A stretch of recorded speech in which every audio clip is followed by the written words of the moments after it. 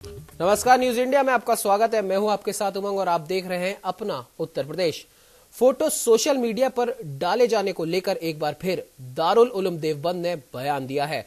दरअसल सेल्फी लेने को उलेमा ने नाजायज करार दिया है। उन्होंने कहा कि सेल्फी युवतियों के लिए नहीं, मर्दों के लिए भी जायज नहीं है, क्योंकि वो उसे सोशल मीडिया में प्रकाशित कर देते हैं, जिससे उन पर नाम हरम मर्दों, औरतों की नजरें पड़ने से बेशर्मी बढ़ती है।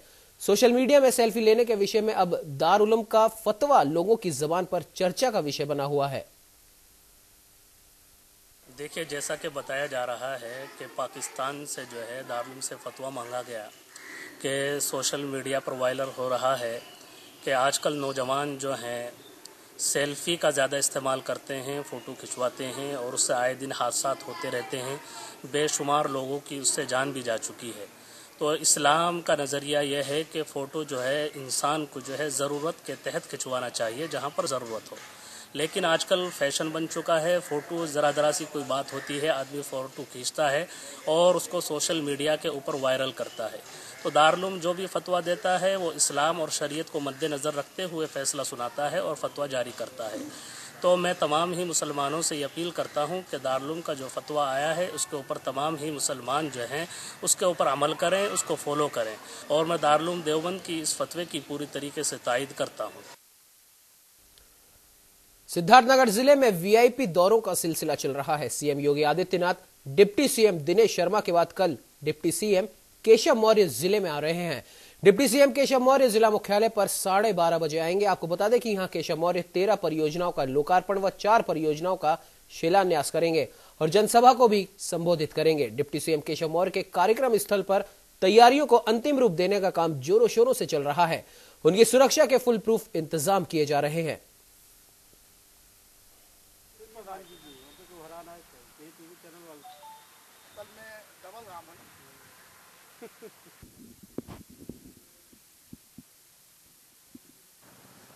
देखिए, सबसे पहले तो खुशी की बात यह है कि आदरणीय उप मुख्यमंत्री जी श्री केशव प्रसाद मौर्य जी का इस जनपद से काफी लगाव है और उनके आगमन को लेकर के जनपद के लोगों को, जनपद वासियों को बड़ा हर्षोल्लास है। और उनके कार्यक्रम को लेकर के हम लोग सभा स्थल पर हैं, कारागार के सामने प्रांगण में। तो तैयारियां काफी हो चुकी हैं और हम लोग लगे भी हैं, विधिवत लोग लगे हैं जगह जगह, सभी कार्यकर्ता लोग, ग्रामीण क्षेत्र के लोग, सब लोग उनके सुनने के लिए। और जिस कार्यक्रम को लेकर के उनका आगमन हो रहा है कि सड़कों को जो तमाम वो सिद्धार्थनगर में जाल फैला रहे हैं अपने स्तर से, काफी कर चुके हैं, कर भी रहे हैं, हो भी रहा है, और जो कुछ बचा हुआ होने के लिए कल उसका शिलान्यास करेंगे यहाँ मौके पर। और उसी को लेकर के बेहद खुशी है। और आप देख भी रहे हैं कि उनकी अगुवाई में आदरणीय केशव प्रसाद मौर्य जी के नेतृत्व में लोक निर्माण विभाग काफी सक्रिय है। और जो सड़कें आजादी से लेकर आज तक आंसू बहा रही थी, आज उस पर लोग चल रहे हैं। तो काफी धन्यवाद दे रहे हैं हम लोगों को भी, आदरणीय डिप्टी सीएम साहब को भी। तो ये तैयारी बड़ी जोर शोर से है और कल विधिवत ऐतिहासिक कार्यक्रम होगा आदरणीय डिप्टी सीएम साहब का जनपद सिद्धार्थनगर में। हम लोग गाजियाबाद में प्रेस वार्ता के आयोजन के दौरान बीजेपी के राष्ट्रीय महामंत्री अरुण सिंह ने जहां एक और प्रधानमंत्री मोदी की जमकर तारीफ की, तो वहीं दूसरी ओर उन्होंने यह भी साफ कर दिया कि यह गठबंधन उन लोगों ने बनाया है जो अपना स्वार्थ साधने के लिए सत्ता भोगने के चक्कर में है। साथ ही उन्होंने कहा कि राहुल गांधी अनाप शनाप बोलते हैं। इतना ही नहीं, कांग्रेस को बातों ही बातों में झूठ बोलने की फैक्ट्री करार दे दिया।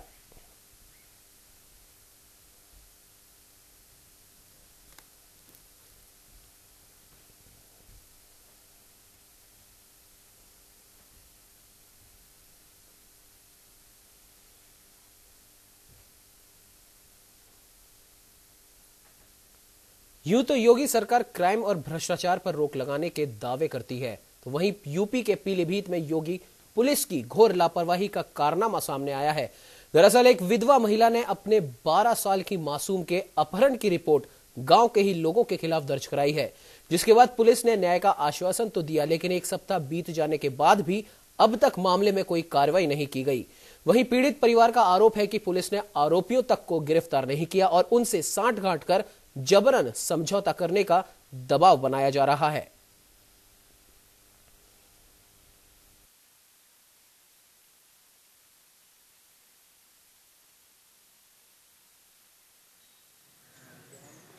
भांजी 31 तारीख को अजय कुमार गांव पड़ोसी गांव के अजय कुमार बहला फुसला कर उसे भगा ले गया। मैंने उसकी रिपोर्ट दर्ज कराई। 4 तारीख में FIR हुई उसकी, ठीक है। उसके बाद 9 तारीख में लड़की बरामद कर ली पुलिस ने। तब से वो वहीं है। उसका मेडिकल हुआ, मेडिकल पर भी बहुत झिकझिकबाजी हुई है। शाम रात दरोगा जी से बात हुई तो उन्होंने कहा हम परसों पेश करेंगे लड़की को। अब SP साहब के पास जब आए शिकायत के लिए, तब उन्होंने कहा कि सप्लीमेंट्री पे डाल दिया कि सप्लीमेंट्री मिल जाएगी तब पेश करेंगे लड़की को। यूपी के आजमगढ़ से एक अजीबोगरीब खबर सामने आई है। खबर यह है कि देश के प्रधानमंत्री नरेंद्र मोदी के खिलाफ अब मुर्दे चुनाव लड़ेंगे। इसका ऐलान आज मृतक संघ के राष्ट्रीय अध्यक्ष ने किया। उनका कहना है कि जितने भी पार्टियों के राष्ट्रीय अध्यक्ष हैं उनके खिलाफ वो मुर्दों को चुनाव मैदान में उतारेंगे। आपको बता दें कि अधिकारियों की मिलीभगत से राजस्व अभिलेखों में कई लोगों को मृत घोषित कर दिया गया है, लेकिन वो धरातल पर जिंदा हैं और अपने जीवित होने की लड़ाई लड़ रहे हैं। इस लड़ाई को लड़ने के लिए लाल बिहारी ने मृतक संघ नाम से एक संगठन भी बनाया है जो ऐसे लोगों की लड़ाई को लड़ते हैं। हमारे उत्तर प्रदेश सहित पूरे भारत में जिंदा आदमी को मृत घोषित कर उनकी जमीन जायदाद हड़प ली जाती है। ऐसे लोग बहुत लोग हजारों जिंदा आदमी को मृत घोषित किया गया है और कितने लोगों को जमीन वापस दी गई, लेकिन अधिक संख्या में लोग हैं विचाराधीन में फंसे हुए हैं कार्यालय न्यायालय में। चाहे भाजपा सरकार रही हो, चाहे कांग्रेस सरकार रही हो, चाहे समाजवादी हो, चाहे बहुजन हो, किसी सरकार ने जीत मृतक धोखाधड़ी प्रकरण पर कोई कदम नहीं उठाया है। हम लोग मजबूर होकर माननीय प्रधानमंत्री के विरुद्ध वाराणसी क्षेत्र से एक मुर्दा को चुनाव लड़ाने जा रहे हैं। कासगंज जिले में बीती 26 जनवरी को तिरंगा यात्रा के दौरान भड़की हिंसा के बाद अब कासगंज का पूरा जिला प्रशासन अलर्ट हो गया है और पुलिस और प्रशासन ने अपनी सतर्कता के चलते जिले में सुरक्षा कवच योजना के साथ धारा 144 भी लागू कर दी है। जनपद पुलिस ने 250 से भी ज्यादा लोगों को मुचलके पर पाबंद कर दिया है और पुलिस ने खुराफाती किस्म के लोगों पर आगामी 26 जनवरी से पहले गुंडा एक्ट में कई लोगों को पाबंद किया है।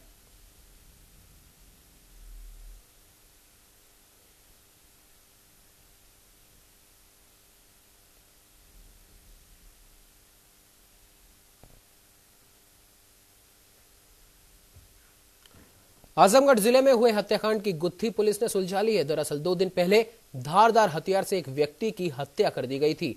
इतना ही नहीं, उसकी पत्नी और बेटी को भी घायल कर दिया था, जिसके बाद पुलिस ने मुख्य आरोपी को गिरफ्तार कर लिया। वहीं उसकी निशानदेही पर हत्या में उपयोग किए गए तलवार और कुल्हाड़ी भी बरामद कर लिए हैं। आपको बता दें कि पुलिस गिरफ्तार आरोपी का चालान कर और इस मामले में जो फरार आरोपी हैं उनकी तलाश में जुट गई है। देवडीह गांव में एक हत्या हो गई थी जिसमें राम शरीफ नाम के व्यक्ति की हत्या हुई थी और उसकी पत्नी और बेटी गंभीर रूप से घायल हो गई थी। जिनको कुल्हाड़ी और तलवार से मार के घायल किया गया था उसमें उसके पति की मौत हो गई थी। रात में हमारी PRB हमारे सचिव मौके पे गए थे, हम सब लोग गए थे, उनको मौके से उठा के ले आए थे। दोनों महिलाओं की स्थिति बड़ी गंभीर थी, अभी वो जीवित हैं और अब वो खतरे से बाहर हैं, जबकि एक व्यक्ति की मौत हो गई थी। उसमें उन लोगों ने 4 लोगों को नामजद कराया था। 2 गिरफ्तार होकर पहले जेल जा चुके थे। मुख्य अभियुक्त रामबन गिरफ्तार नहीं हुआ था और आज वो गिरफ्तार हुआ है। जैसा आपने देखा, वो बता रहा है कि पिछले वर्ष फरवरी महीने में जो मृतक राम रहीस थे उनके बेटी से इनके बेटे का कुछ संबंध था, प्रेम प्रसंग। फिरोजाबाद में बदमाशों के हौसले बुलंद है। दरअसल सरेआम बाजार से बाइक सवार बदमाशों ने महिला से लूट की वारदात को अंजाम दिया है। मामला फिरोजाबाद के थाना उत्तर के विभव नगर चौराहे का है, जहां बाइक सवार बदमाशों ने महिला का पर्स झपट कर फरार हो गए। आपको बता दें कि महिला के पर्स में 8,000 रुपए और कुछ ज्वेलरी भी थी। वहीं घटना की जानकारी मिलने के बाद पुलिस मौके पर पहुंची और काफी देर तक छानबीन भी की, लेकिन अपराधियों का पता नहीं चल सका।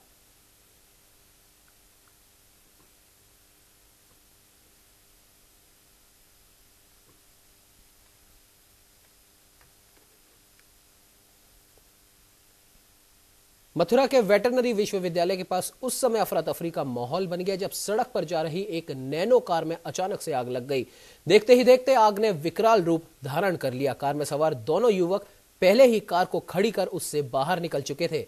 मौके पर पहुंची पुलिस ने फायर ब्रिगेड की टीम को बुलाया और आग पर काबू पाया। आग लगने की वजह का अभी तक कोई पता नहीं चल पाया है।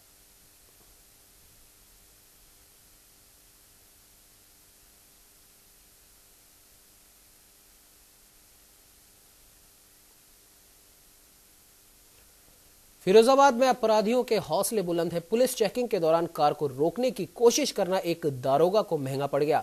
आरोपी ने कार को ही दारोगा के ऊपर चढ़ा दिया, जिससे दारोगा गंभीर रूप से घायल हो गया। खबर के मुताबिक कार किसी सपा नेता की बताई जा रही है। फिलहाल पुलिस ने आरोपी को पकड़कर जांच शुरू कर दी है।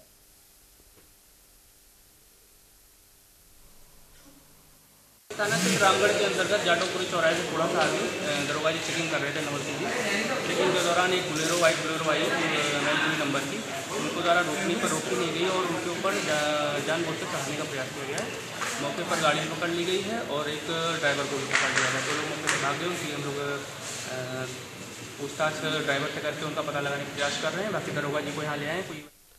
3 दिन पहले कासगंज के थाना सहावर इलाके में हुए एक महिला हत्याकांड और उस घटना के दौरान चश्मदीद उसकी बहन को गोली मारकर घायल करने का एसपी ने सनसनीखेज खुलासा किया है, जिसमें महिला के देवर ने अपने एक साथी के साथ मिलकर जमीन हड़पने के लालच में फावड़े से हत्या की बात कबूली है।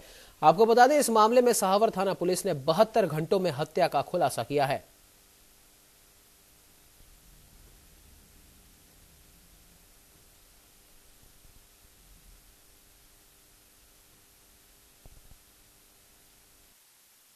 कल एक बहुत दुखद घटना हुई थी।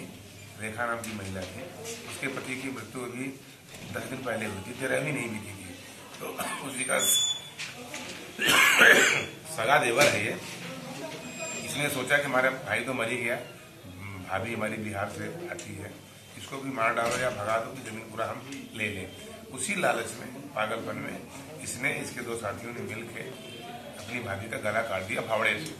और उसकी बहन जो मातमपुरसी में आई हुई थी रिश्तेदारों के आने जाने के क्रम में, उसको भी मारा। इसमें भर्ती है भी। तो इसने उसकी हत्या कर दी। जमीन के लालच में उसको गिरफ्तार किया गया।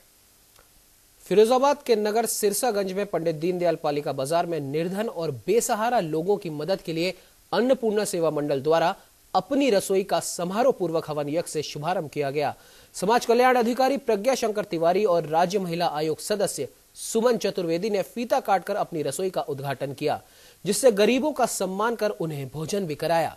वहीं जरूरतमंदों को वस्त्र व कंबल भी वितरित किए गए। इस दौरान पूर्व मंत्री और बीजेपी नेता ठाकुर जयवीर सिंह मौजूद रहे।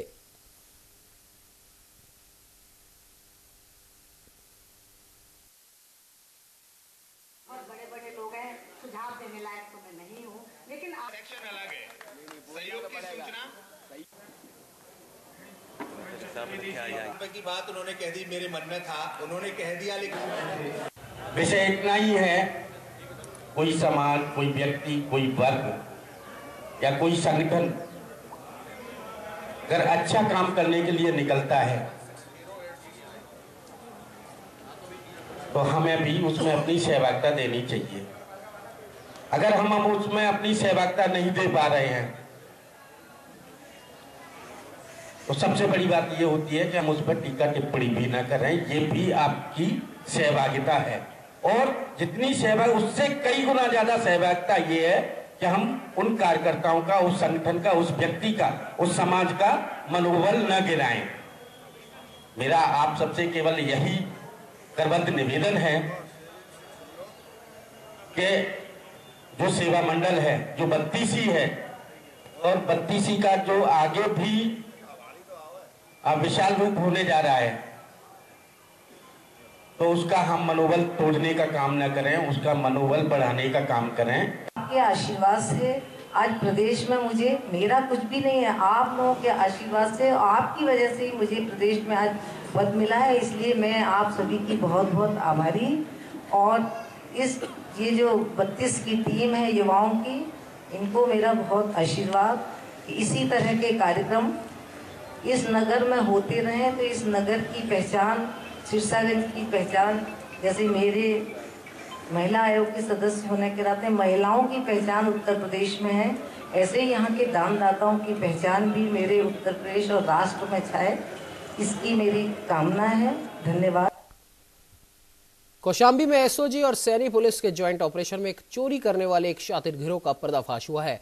पुलिस ने लाखों रुपए चोरी के सामान के साथ गिरोह के 4 सदस्यों को भी गिरफ्तार किया है। पुलिस गिरफ्त में आए आरोपियों की निशानदेही पर पुलिस ने एक तमंचा, 2 जिंदा कारतूस के अलावा एक गाड़ी, एक लैपटॉप, टायर ट्यूब, 22 डिब्बे मोबिल ऑयल समेत लाखों रुपए चोरी के सामान के साथ में बरामद किए हैं। इसके अलावा चोरी का सामान खरीदने वाले एक व्यापारी को भी पुलिस ने गिरफ्तार किया है।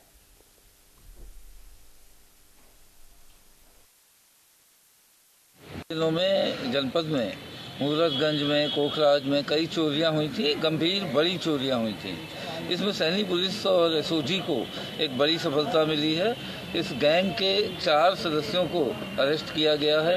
एक गाड़ी मिली है जो कि लोडर गाड़ी है, और इसके अलावा भारी संख्या में चोरी का माल मिला है, जिसमें बर्तन हैं, टायर ट्यूब हैं, जो मोबिल आदि के डिब्बे हैं वो मिले हैं, लैपटॉप मिला है, तमंचा मिले हैं इनके पास से। और इन्होंने कई चोरियों का इकबाल किया है। काफ़ी लंबे समय से गैंग सक्रिय था। इसमें एक चोरी का माल खरीदने वाला पूरा मिफ्ती क्षेत्र का अभियुक्त है, वो भी पकड़ा गया है। इस गैंग का जो लीडर है कि इरफान, वो अभी बचा है, वांछित है, उसकी हम तलाश कर रहे हैं। उत्तर प्रदेश के सोनभद्र से मजदूरों को बेचने का मामला सामने आया है। बताया जा रहा है कि सोनभद्र से करीब 25 लोगों को नौकरी के बहाने ले जाकर बागपत में बेच दिया गया। पुलिस ने उनका रेस्क्यू करके उन्हें फिर से उनके घर पहुंचाया। मजदूरों का कहना है कि सभी मजदूरों को दलाल ने फैक्ट्रियों में काम करने का लालच देकर उन्हें भेजा था, लेकिन उनसे गन्ने के खेतों में काम कराया जा रहा था और मजदूरी मांगने पर उनके साथ मारपीट तक की जाती थी। जब मजदूर वहां से जाने की बात करते थे तो उन्हें एक कमरे में बंद कर दिया जाता था।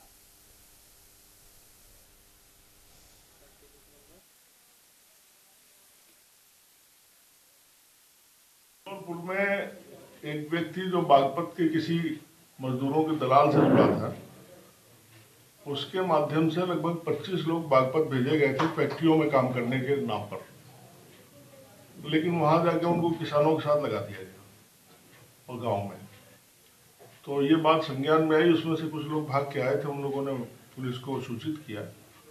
तो पुलिस ने जाके बाकी जो बचे लोग थे जिनको रोक के रखा गया था, उनको मुक्त कराया और अपने साथ ले।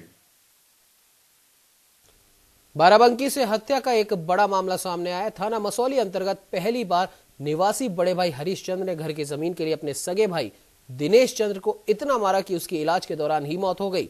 मृतक की पत्नी सुधा की तहरीर पर पुलिस ने मुकदमा दर्ज कर आरोपी भाई हरीश को गिरफ्तार कर लिया है, जबकि अन्य नामजद आरोपियों जो अभी फरार चल रहे हैं उनकी भी तलाश जारी है।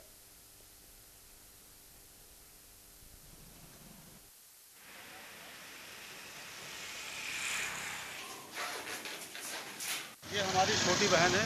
इनकी शादी पौने 2 साल पहले ग्राम पहली बार थाना मसौली में दिनेश के साथ हुई थी। उनके बड़े भाई हरिश्चंद्र हैं, वो छोटे भाई को उनका हिस्सा नहीं देना चाहते थे प्रॉपर्टी विवाद में।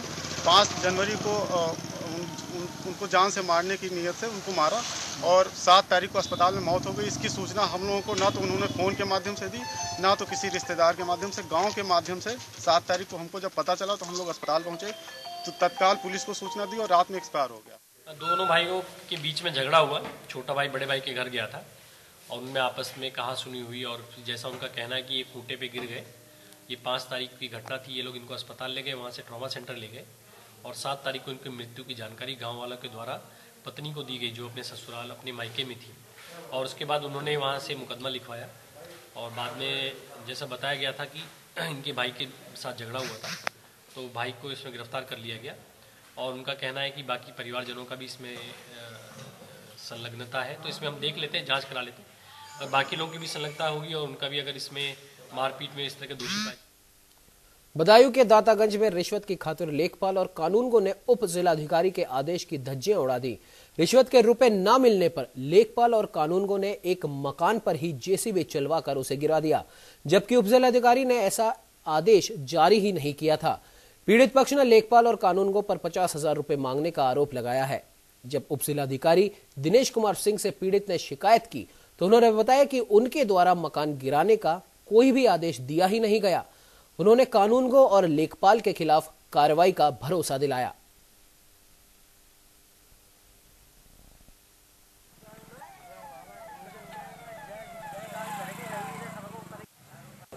ग्राम अधरौं में आज संज्ञान में आया है। ग्राम अधरौं में अवैध कब्जे की शिकायत खलिहान की भूमि पे आई है। उसमें अपने राजस्व टीम को भेज करके नियमानुसार जो भी विधिवत कार्रवाई होगी उसको कराई। अच्छा, पीड़ित ने सिर्फ ये बात कही है कि मान लो सभी घर उसमें बने हैं, फिर हमारा ही घर क्यों खसाया गया? अब जो भी शिकायत आई है, अगर कोई ऐसी बात आती है तो जो भी जांच में पाया जाएगा उसके अनुसार। यूपी में संभल से एक सनसनीखेज मामला सामने आया है। चंदौसी कोतवाली इलाके के तेग बहादुर कॉलोनी में एक रिटायर्ड इंस्पेक्टर के घर में 3 लाशें मिलने से इलाके में हड़कंप मच गया। ये तीनों लाशें घर की महिला, उसके देवर और एक नौकरानी की है। घटना के बाद मौके पर मुरादाबाद रेंज आईजी भी मौके पर पहुंचे।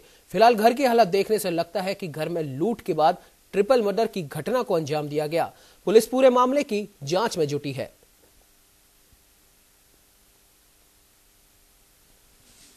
यहाँ पे गुरु तेग बहादुर कॉलोनी है, चंदौसी जिला संभल में। यहाँ भी 3 बॉडीज़ मिली हैं।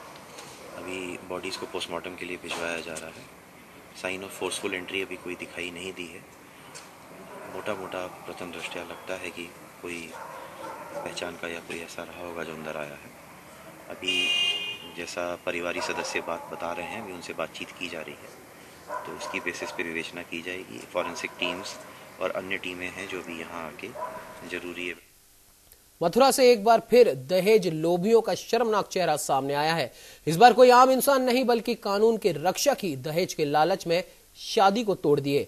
आपको बता दें कि पुलिसकर्मी श्री कृष्ण जन्मभूमि की सुरक्षा में तैनात है और सिपाही अनिल चाहर आगरा का रहने वाला है। बावजूद इसके पुलिसकर्मी शादी के नाम पर दहेज की मांग कर रहे हैं। वहीं पुलिस भी मामले में कोई कार्रवाई नहीं कर रही क्योंकि मामला पुलिस से जुड़ा हुआ है।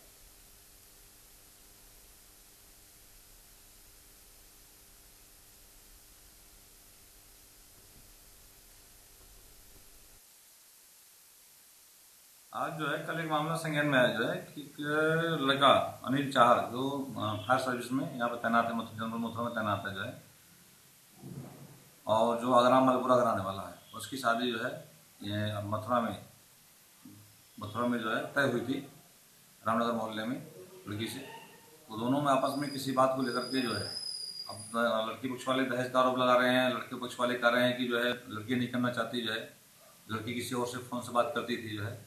तो दोनों पक्ष एक दूसरे पर आरोप लगा रहे हैं। तो दोनों पक्षों के बीच में बैठ करके बातचीत की जा रही है और जो समस्या निस्तारण करा दिया जाएगा।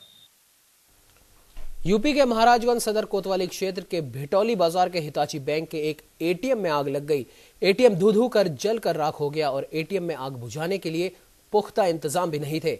दमकल ने आग पर काबू पाया और वहीं आग लगने के कारणों का पता नहीं चल पाया।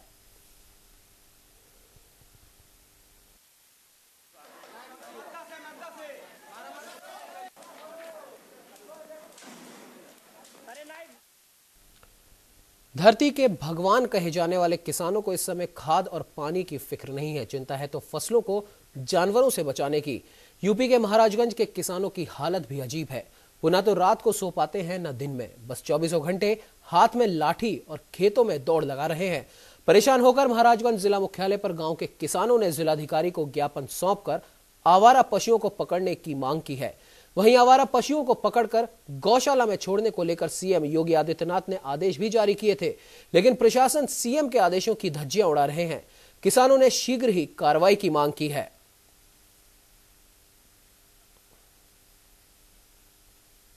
इस बुलेटिन में फिलहाल इतना ही। आप बने रहिए हमारे साथ और देखते रहिए न्यूज़ इंडिया।